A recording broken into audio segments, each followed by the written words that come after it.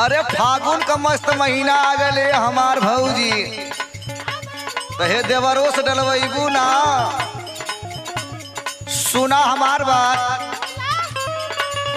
भौजी, सुनला हमारी बात आके बैठा हमारे भौजी, सुनला हमारे बात आके बैठा हमारी पास। यही होली यही में हो, यही होली यही में रंगा लगावाला देवर से मुँह सकायला न हो।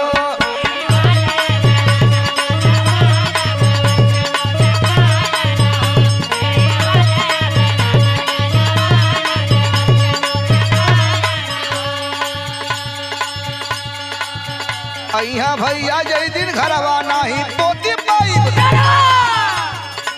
सुना लागत अंगनवा कैसे सुनी हमें।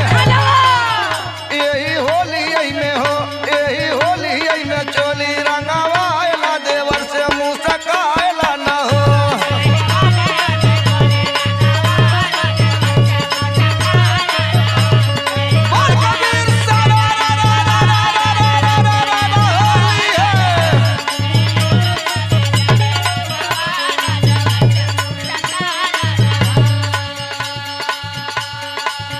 बीतल 11 हो महीनवा आइल फागुन वाला, सूखल जाता बाजो बनवा जैसे मिला ना भो।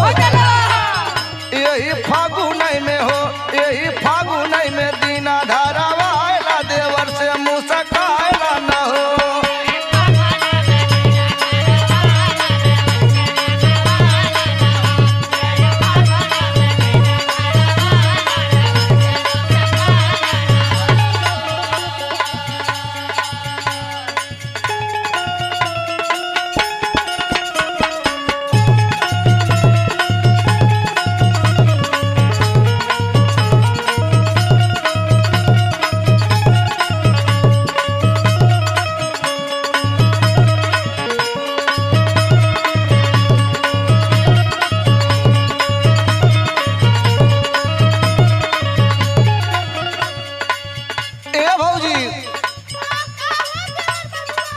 भैया ना हो तो देवरे से काम चलवाला ये हमार भौजी।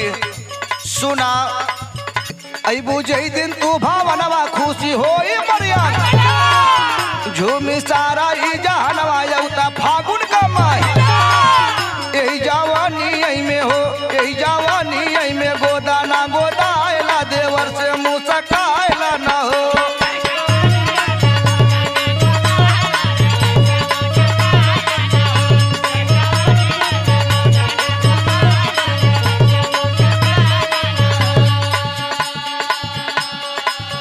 गाँव बिहारी गणेश दिहला पंचम में संग, भूले बिसर मिला लोग मीटर दिलावा कहकर।